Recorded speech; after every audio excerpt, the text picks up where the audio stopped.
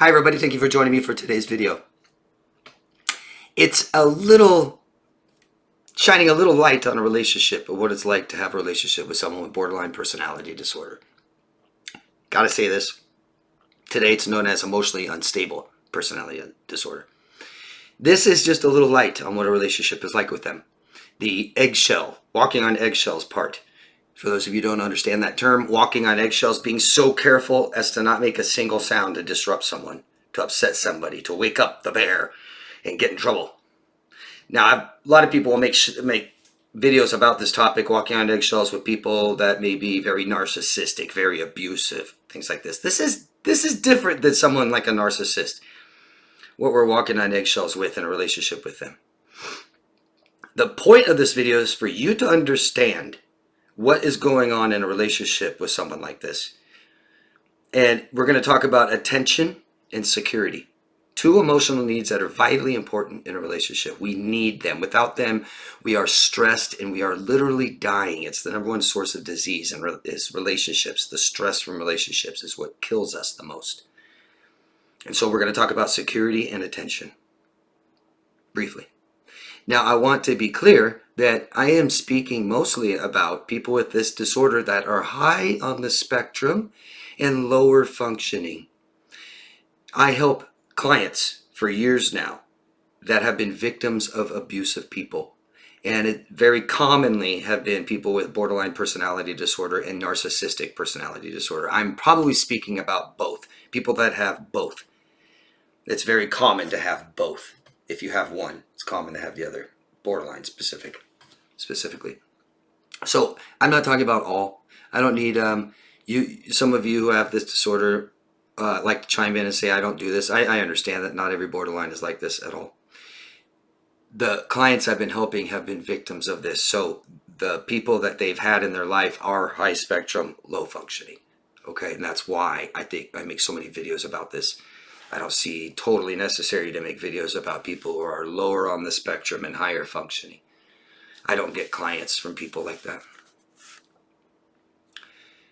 So 3 major things is what we have to be careful with when we have someone with this disorder in our lives. We have to be very aware of their fear of abandonment. We have to be very aware what causes them anxiety and stress. And we have to be very aware to not trigger them. This might be impossible to do. So not all borderlines, but people that have these issues badly, and you're trying to walk around them all the time, be careful, walking on eggshells not to upset them, that relationship could be extremely damaging to you. So when we're talking about fear of abandonment, it can be almost anything. The diagnostic trait says it's perceived abandonment. It doesn't have to be abandonment. You guys could have zero intention of ever leaving your partner that has this disorder. You're like, no, I'm with you to the very end. I love you forever. You have no intent on leaving them, but you are constantly every day trying to reassure them you won't leave them. Now, I said we're going to talk about security and attention. Security, very quickly, is something that we need. It seems to be the most important thing in all my clients' lives. Most important. We have physical needs and we have emotional needs. Emotional needs are more important. The most important one is security. We need to have people in our life, and we need to feel that they will always be there for us no matter what, especially when we're down. They got our back. They'll never talk bad about us. They'll never tell any secrets to anybody. It's us forever. And we have each other's backs. We need to feel this. It's better to not have relationships than it is to have relationships and not have security. To not feel secure. Okay? And we want to reassure our partners and make them feel that we're going to be there for them forever. But the borderline, it's reassuring them, I won't abandon you all the time. They will perceive this abandonment, and they can, in almost anything. You're just in a good mood. Really good mood, up and up and up and up and bouncing around. Oh, you must not like me anymore. You're out of here. They may not say it, but that's what they perceive. They might. A raise, a promotion, a new job, came in as some money. Bored. You're just bored. Oh, you don't like me anymore. You're bored with me, aren't you? Anger. Anger is the number one emotion they care about in you. If they don't care about any other emotion about you at all, if they don't care about how bad you feel ever or how bad they make you feel, the one thing they care about is your anger, because anger gets things done. Anger means you might leave me. Anger means you'll abandon me. You're out of here. So imagine if they perceive this abandonment in almost everything you do, and you are trying to make sure that you never trigger that abandonment, that fear of abandonment. You be very careful. And if you're a man and you talk to another female, you can't tell her, and it doesn't matter how important that interaction is to you, can't share that with her. You can't share with her that this woman came up and offered you a job of a lifetime, because you know what will happen. You had sex with her, you love her, you care about her, you're leaving me, you like her more than me. If someone can't reassure themselves, you will never be able to reassure them. That is the problem. And when two people can finally reassure themselves and offer themselves security in life, they can now enter a relationship and make each other feel secure. Now, when you try to reassure me that you won't leave me, that you love me forever, that works. I can say, yeah, that probably is true. They're going to love me forever. They leave me and I love them forever and we're going to be together forever. But if I can't reassure myself at all in life, good luck trying to reassure me that you'll stay with me forever. It won't work. Fear of abandonment can be perceived in sex. They may have lots of body shame and don't want to show you their body, but then eventually you see it and then you won't like them and you'll leave them. Sex could be so great, but then when it's not so great, you don't love me, you're not into me, you're going to leave me, you're having sex with someone else. Borderlines are very commonly known for withholding sex. It's a way for them to draw power and control and feel like they have some control over their lives and in this relationship. They'll very often withhold sex. What are you going to say about that? Because guess what? You can't really tell them you have a problem with anything in this relationship, can you? Honey, you make me feel insecure. Honey, I don't like what you're doing. Honey, that's not fair that you do this to me. Honey, I don't like this. You make me feel this. Good luck. Good luck with that. Good luck trying to get reassurance and security from them. Good luck. How are you going to tell them that you don't like that we don't have sex? Oh, well, yeah, you'll probably just go have sex with someone else then.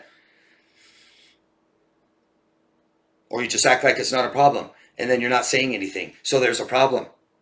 You're going to leave me. You're starting to kind of see, if you didn't already live this or you're not living this already. I want to see my friends. Oh, you would? You probably don't like me anymore. You don't love me anymore. You want to be with them, don't you? They're more fun than me, aren't they? You have more fun with them, don't you? What do? I'm not going to go see my friends anymore. I'm going to lie. Are you going to lie to go see your friends? You're just going to go see your friends anyway? Good luck with that. Good luck with that. Because you do have a right to go see your friends, for sure. There's no reason why you can't go see your friends, but they'll have some reasons. They'll have, because your friends are bad people, because they cheat on other, and you're going to cheat with them, and you like them more than me. They don't like me, so that you're going out with them. And how could you choose them over me if they don't like me? They're the ones saying they don't like me. So, I mean, I've heard it all. So this can just go on and on and on forever. Triggers. These are people that most likely have been assaulted, molested as children. These are people that have been abused, physically beaten, verbally abused, emotionally abused. So pretty much everything triggers them. I don't know what to do. Now, I'm trying to approach this with lots of compassion. I've been in relationships with people like this. I don't know about borderline necessarily, but I've tried to have relationships with people this fragile and this sensitive.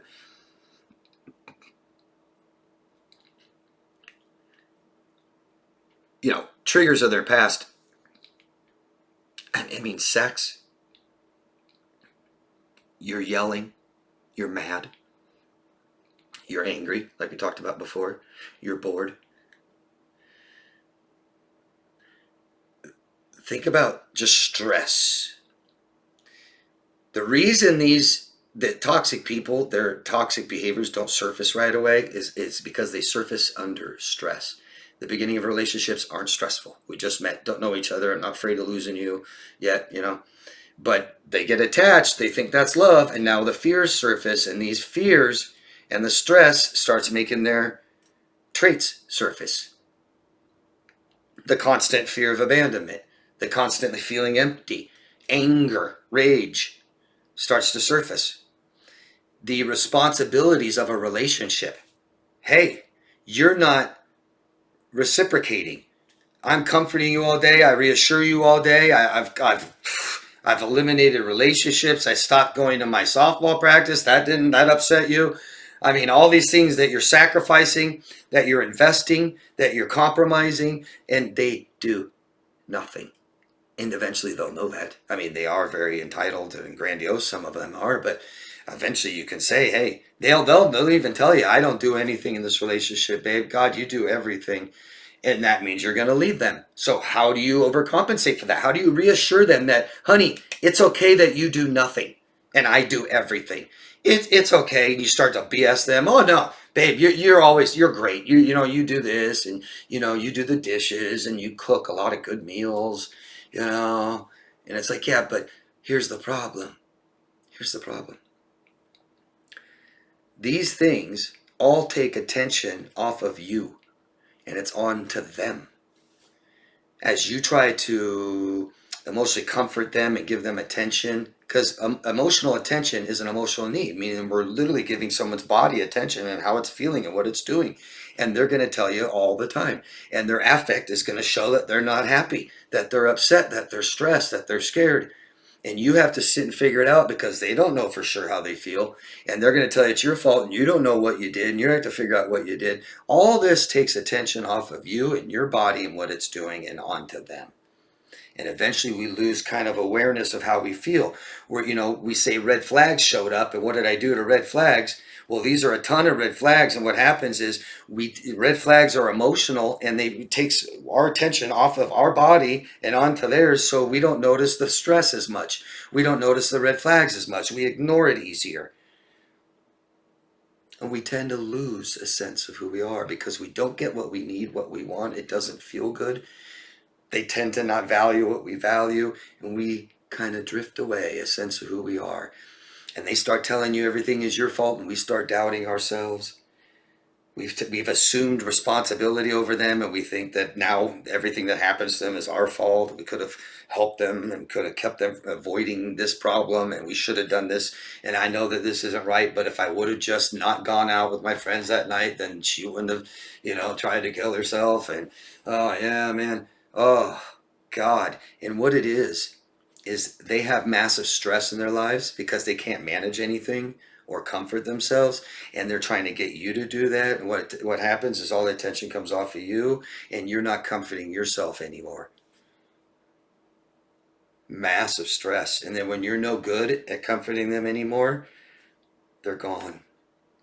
They monkey branch to somebody else that you think must be better than you. It's a sad cycle that I've seen because it does become a cycle over and over again for them constantly. And if you want to keep being recycled, they'll keep recycling you until they believe that you've done something so wrong to them, they will finally not come back to you. This is stress. When you have someone with this severe mental illness, has this much stress in their life, when you invite them into your life, you now have this stress in your life. Okay? And you're going to think that the way that I calm this stress down is to fix their problems. And you can't. And the more you try, the more you lose a sense of yourself and the more stressful it becomes. And what does stress do over time? Over time, stress causes anxiety and depression. And now all their anxiety and all their stress is now yours. And they just move on to the next one. That's how it went. Right? That's how it goes, isn't it? Did it go somehow differently than that? I know that was pretty general, but that is kind of what's going on. We might have post-traumatic stress disorder. Stress. relationships are to add comfort, the biggest source of comfort in our lives. But if it doesn't do that, and we stay together, then it adds the biggest source of stress in our lives, and it's killing us.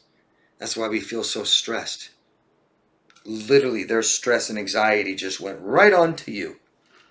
And this is what happens when we allow people into our lives that are so sick and they don't want to take care of themselves, and they rely on you to do that for them. And this is impossible. You can't help them. You can't do anything for them. They need to do it for themselves. Let me know what you guys think of this. I think a lot of you can relate to this. Let me know. Let me know some examples that you feel comfortable sharing. What were some examples of walking on eggshells with them? I mean, God, talking on the phone, answering the phone, you know? I left my ringer off. Well, why'd you leave your ringer off? You know, and you just can't win because you can never comfort them. You can never offer emotional security to them. And so they're always going to be neglected, and they're always going to neglect you. And it's going to cause massive stress for both of you. And you're going to lose a sense of who you are, and you're going to develop their anxiety and their depression and their stress. Because we took on someone with such severe mental illness and we thought we could help them. And we can't. And I'm sorry. And anybody watching this that has this disorder, I'm sorry. But you can help yourself, and we can't help you. And it just causes a ton of stress trying to. Let me know what you guys think. I would really appreciate your examples. Please share them. If this video is beneficial, appreciate a thumbs up, subscribe to the channel, hit that notification bell. Thank you. Love yourself first, guys. Bye-bye.